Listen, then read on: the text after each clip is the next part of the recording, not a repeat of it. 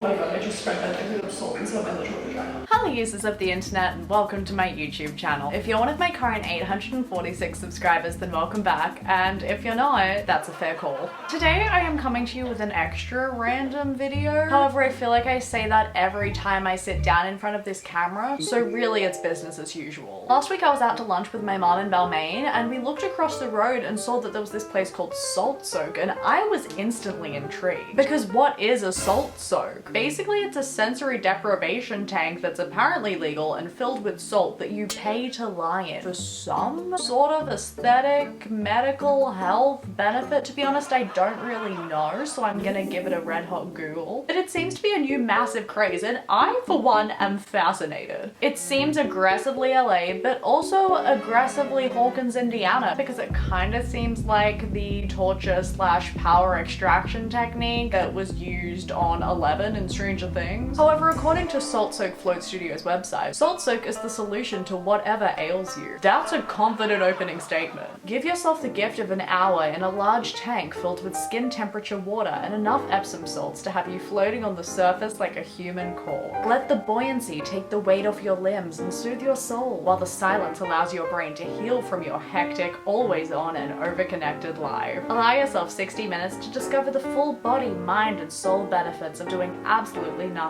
Let Salt Soak reverse the harmful effects of stress. Like, literally, what a summary. From that, I am incredibly lured, but I still don't really know what it does. However, upon some further research, I've managed to go beyond the general surface explanation and see that it's apparently credited with easing chronic pain and inflammation, as well as helping people overcome sleep issues. Now look, sleep and I have had an interesting relationship over the years. My sleep schedule used to be completely and thoroughly off. While I was living in New York, I'd go to bed at 4 a.m, get up at 6, go to class, and survive on those 2 hours of sleep for the week. Until the weekends came, and then I would stay up till 7 a.m. and sleep till 7 p.m. and do it all again. However, one thing that this global pandemic has been good for has been temporarily realigning my sleep. Ever since I've been back in Sydney, I've been going to bed at 11 p.m, getting up at 7:30 a.m, leading a normal, healthy human life, which is completely out of my comfort zone. But recently, I seem to have been slipping into old habits. Ever since I got this Fitbit, I am able to monitor my sleep patterns, and I'm just going to leave a screenshot of what my past week looks like. So to be honest, maybe Salt Soak is for me. I've decided to give in to my absolute fascination and book an $89 appointment for tomorrow at 11 a.m. You heard that right, $89. I spent $89 of my own money to pay to float in a tank of salt water. But honestly, I really want to know what it's like. At the moment, I don't understand why people would pay this much money to go do that regularly, but I'm open and willing to have my mind expanded and changed. Maybe by the end of this video, I will be converted and become a full-time salt soaker. Get me a visa and book me a flight to LA now. I'll see you tomorrow on D-Day. D-Day for Dunk Day. Okay, hello. It's officially the day of, and I've just got ready to submerge myself in salt for a solid 60 minutes. Please excuse my current facial deformity. The other day I opened my wardrobe and was brutally hit in the face with a large box, so now I'm disfigured and this is my life. But apart from that, everything is going to plan thus far. I'm about to order my Uber and I'm going to try and film as much of this venture as I possibly can. I don't really know how this whole salt soak thing works. Will there be someone inside watching me the whole time? Who knows? I really hope not. However, if I'm left alone to relax, I will be bringing you along on the journey with me, and therefore ruining any chance I have of relaxing. Let's get going. Hey there. Hello. No. No.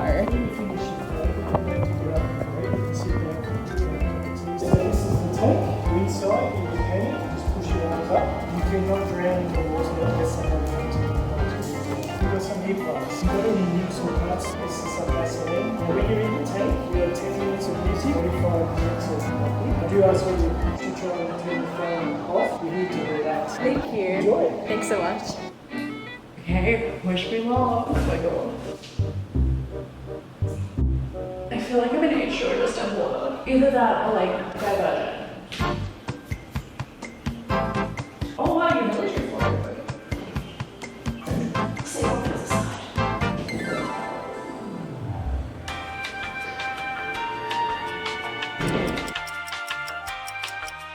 I forgot the earplugs. Oh my god.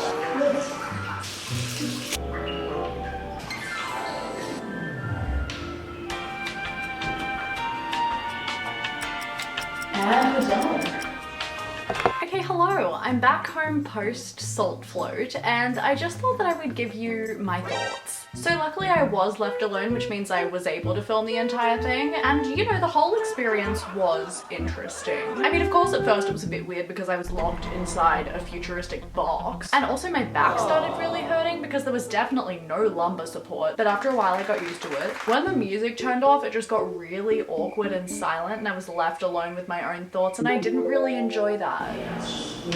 But again, after a while I started to forget and slowly started to relax into it. That is until my vaginal region started intensely stinging. I wouldn't say it got better as it went on, but I think my pain threshold went up, which reminds me I probably should go and see an OBGYN after this. But yeah, it was nice. I basically took a 50-minute fat nap. I had an intense dream about bagels. So pro tip, if you're planning when to go, don't pick lunchtime if you haven't already eaten. When I got out of the salt pod, my face was covered in crusted salt. I felt like one of those pre-crusted fish about to go in the oven. God, I am so scared. Maybe I do become a mermaid. And also my face tasted super weird, like not like salt at all, like actual poison. And afterwards it was really nice. I went out onto the deck, looked at the harbour bridge, which was a fun reminder that I'm stuck in Sydney and not in New York. I had some strawberry tea. Oh, it's very hot. Because you bet I was making the most out of this $89 experience. Speaking of, would I go back and do this again? Maybe, if it were free. If someone said, here, come into our weird sensory deprivation tank free of charge, it would potentially be a yes. But as the price stands, definitely not. For now, it'll just be the most expensive one-off bath I've ever taken. However, did it work? Was it effective? Have my sleep patterns been forever changed? Only time will tell. So both me and my trusty Fitbit will check in with you tomorrow morning. Okay, hello. It's 8:15 a.m. on a Saturday morning and it's officially the moment of truth. Let's check my Fitbit app and see how my post-salt soak sleep was. Okay, so I slept for 6 hours and 14 minutes. Honestly, for me, that's pretty good. My Fitbit ranked me a sleep score of 81, which is officially in the good range. That's insane. I went to bed at around 1:11 a.m. and woke up at 7:59 a.m. According to this, I was awake for 34 minutes, was in REM for 1 hour and 59 minutes, I had a light sleep for 3 hours and 23 minutes, and had a deep sleep for 52 minutes. I do recall waking up around 2 a.m. to go and pee, but when I did wake up at 2 a.m. I was convinced that I'd been sleeping for like 4 hours, but in reality it had only been 50 minutes. So did it work? Kinda yeah. However, does that change my stance on whether or not I'd do it again? Probably not. Thus endeth my weekend dose of science. And that's all I have for you. If you enjoyed watching a random person you don't know soak in a salt chamber for a few minutes, then please thumbs up and subscribe. And if you didn't because this content was pointless and vapid, then just do it anyway. And I'll see you next time. Thank you so much for watching. Bye!